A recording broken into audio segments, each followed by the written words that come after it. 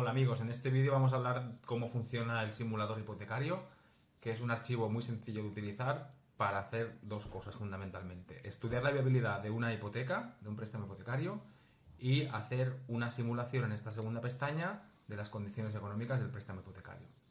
Empezamos por el estudio de viabilidad. Tenemos aquí arriba, en esta parte superior de la hoja de cálculo, una sección que es fija, que es el resultado del estudio de viabilidad. Si la flecha se sitúa en verde, diremos que la operación está aprobada. Aquí tenemos el scoring, que es una escala de 0 a 10, y los distintos submódulos que influyen o que puntúan para obtener este 8 en este caso.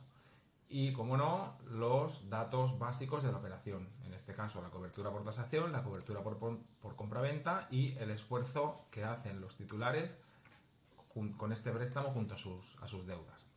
En este apartado de aquí abajo tenemos, pues bueno, lo que habría que mejorar para que la operación fuera pues un 10. En este caso, el esfuerzo, que para que sea ideal tendría que ser una tasa del 30%, aunque con 37 sale la operación aprobada, debería reducir las cuotas de préstamo en 284 euros. En el caso de la cobertura por compraventa y la cobertura por tasación, no hay que hacer ninguna aportación adicional porque ya está por debajo del 80 en los dos casos. Entonces, ¿cómo funciona el archivo? Muy fácil. Hay que introducir toda la información de la operación. En este caso, primero la operación inmobiliaria, después la operación de préstamo que se quiere estudiar, los ingresos de titulares y avalistas y las cuotas de préstamo pendientes que tiene ahora mismo, bueno, que juntamente con la deuda del préstamo hipotecario que va a solicitar, nos dirá el esfuerzo que tiene estos titulares para este préstamo. En el caso de la operación inmobiliaria, pues bueno, hay que indicar los campos en gris. En este caso, bueno, el importe de la transacción, el importe de tasación, si hay una sola garantía o hay dos, porque vemos que puede haber dos garantías, y la aportación que hay que hacer. En este caso, nos da ya el coste total y la financiación que habría que solicitar. Y en este cuadrado de aquí hay que introducir los gastos. Primero, quién incurre en los gastos, si el titular o la entidad financiera, y se separan los gastos además por escritura de compraventa y escritura de préstamo hipotecario. Aquí hay que poner los importes manualmente, porque cada comunidad autónoma tiene unos importes diferentes. Bueno, se introducen manualmente y ya nos dice exactamente cuánto es la suma y cuánto asume el titular. En este caso, el titular asume 6.700 euros y la entidad financiera 12.600. De esta casilla de aquí, que es la financiación necesaria, teniendo en cuenta los gastos de la operación y la aportación que hacen los titulares, se deriva este cuadrito de aquí, que es el préstamo que hay que solicitar. En este caso, 106.700 euros. Se puede cambiar el plazo de amortización. En este caso hemos puesto 30 años, pero podrían ser, por ejemplo, 20. Y veremos cómo la operación cambia de rating, porque la cuota es más alta. En este caso, vamos a dejar 360 meses y en vez de un 3 vamos a poner un 2,5. Pues salen 421 euros. Bueno, como veis, conforme introducís los datos, el scoring arriba que nos va siguiendo se va actualizando, cosa que es muy práctica y muy intuitiva para ver qué cambios hay que hacer en los datos para que la operación salga aprobada. Luego vamos con los ingresos. Tenemos posibilidad de introducir hasta 6 intervinientes, 6 titulares o avalistas. En este caso, bueno, pues ponemos el tipo de interviniente que es, si es titular o avalista, como acabo de decir, el nombre, la fecha de nacimiento, los años de residencia en el país y las características de su trabajo, si es por cuenta propia o por cuenta ajena, el sector al que pertenece y el puesto que ocupa, así como la antigüedad y cómo es la vida laboral. El informe de vida laboral, si es corta o discontinua, o no tiene, o por el contrario, si no es ninguno de los dos, es que es una buena vida laboral. Y también el tipo de contrato que tiene, si es fijo o es eventual. Lógicamente, si ponemos por cuenta propia o ponemos eventual, el cualitativo, la parte cualitativa va bajando. En este caso tenemos que es fijo, ¿veis? Y se pone en 8,6. Por último, vamos a poner aquí sus ingresos. Primero, la información obtenida de la declaración de renta y después la información obtenida, bueno, pues de sus justificantes de nómina, alquileres, pensiones compensatorias alimentarias que reciba o que tenga que pagar, y otro tipo de ingresos que se puedan justificar. En este caso, el archivo coge el menor de los dos, entre los que puede justificar y los que se ven en renta. De esta forma tenemos el total ingresos de todos los intervinientes de la operación, y como además tenemos pues la cuota de préstamo que sale aquí y la suma de cuotas que hay aquí abajo, que ahora pasaremos a ver, pues tenemos exactamente el esfuerzo, ¿vale? Que es la suma de cuotas de préstamo que pagan los titulares dividido entre sus ingresos, que se recomienda para que la operación salga utilizada que esté entre 30 y 40. Por último, como decía, hay que introducir los datos de préstamo. Este recuadro es muy práctico porque, bueno, introduciendo el banco, el nombre del banco, seleccionando qué interviniente es, en este caso el interviniente 1, poniendo el importe, el tipo de préstamo, el plazo y el tipo de interés, la cuota se calcula de forma automática, de forma que no tenemos que estar poniendo un dato fijo y viendo a ver cuánto podría ampliar el plazo para que bajara la cuota, o etcétera. Al final va bajando y subiendo en función de los datos, y obviamente afecta el scoring.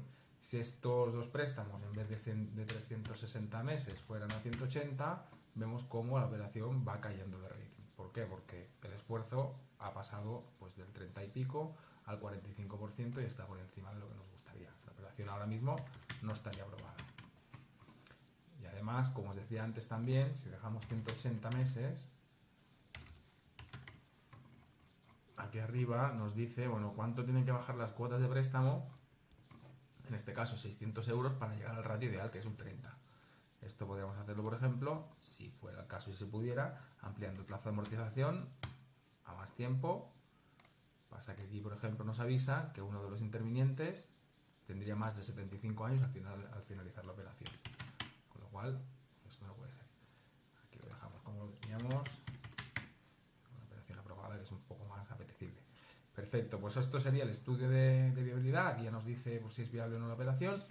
Y después, una vez sabemos que una operación es viable y que por tanto se puede llevar a cabo, hay que ver las condiciones del préstamo.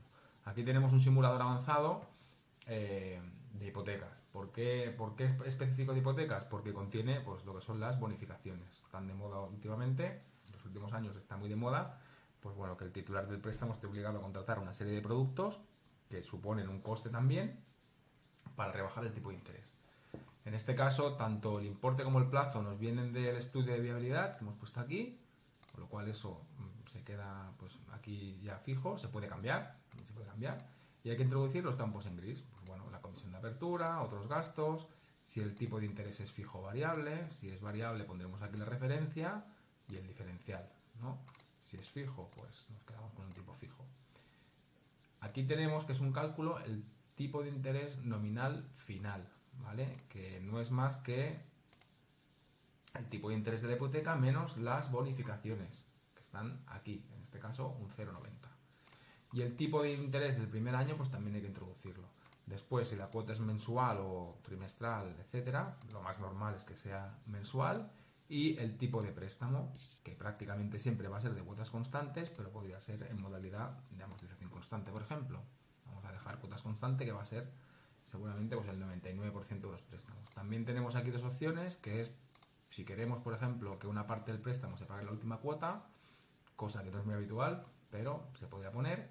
Y si se trata de una hipoteca creciente, pondríamos aquí la razón de crecimiento. Seleccionaríamos aquí, ¿no?, creciente anual, y pondremos aquí la razón de crecimiento, no sé, un 1,05 por ejemplo, y se ve aquí como es una creciente que va creciendo la cuota.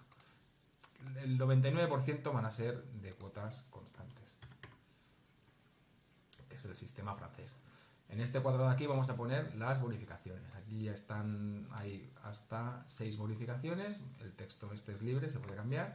Y lo importante, ¿qué es? Lo importante es saber si aplica o no aplica, es decir, si se cumple o no se cumple esta bonificación, el importe exigido por la entidad para cumplir con esta bonificación, que en este caso, por ejemplo, es una nómina de 1.500 euros o un seguro de vida con un capital asegurado de 62.000, depende.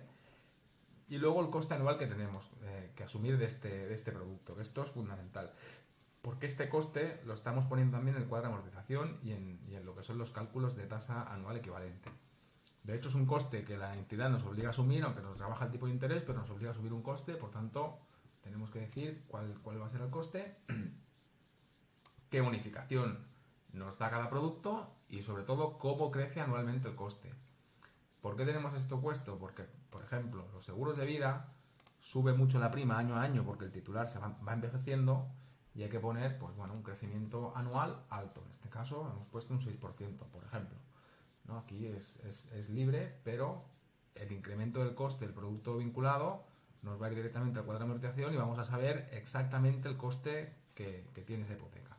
Que no nos dejamos a veces engañar por el tipo de interés, porque realmente un tipo de interés bajo pero una vinculación muy alta muchas veces no es beneficioso. En resumen, introduciendo toda la información de aquí, abajo tenemos los indicadores del préstamo. Lo que os decía, la TAE con bonificaciones, que en este caso es del 3,20, y la TAE sin bonificaciones, el coste de las bonificaciones. Bueno, hay que mirar siempre la TAE con el coste de bonificaciones, pero bueno, también se pone la que no tiene el coste para que se vea pues, que en este caso es prácticamente el doble.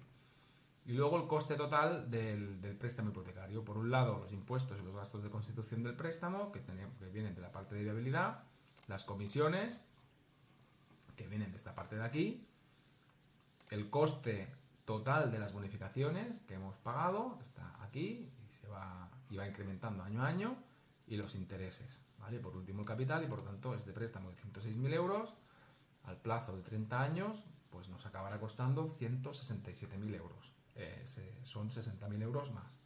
Y aquí hay tres pequeños gráficos de los 10 primeros años de la operación, pues para que veamos la evolución. Especialmente este es interesante porque tiene los costes. Aquí, por ejemplo, si subimos, aquí hay una bonificación, hacemos que sí, y baja el tipo de interés y el coste de las bonificaciones sube. Bueno, todo esto, conforme vamos cambiando, pues se va actualizando y es muy práctico y muy intuitivo. Y por último, pues obviamente tenemos el cuadro de amortización, que como os decía tiene pues la parte financiera, ¿no? Cuota, capital, intereses y el capital pendiente en cada momento, los intereses acumulados, pero también tiene incluido el coste de las bonificaciones, cuánto vamos a pagar al año en seguros, tarjetas de crédito, etcétera, para tenerlo controlado, de forma que tenemos total pagos, pues las cuotas más el coste de las bonificaciones. Así que ya veis que es un archivo muy completo que permite estudiar la viabilidad de una hipoteca y además simular su coste de forma muy sencilla. Así que espero que os guste y os sea muy útil.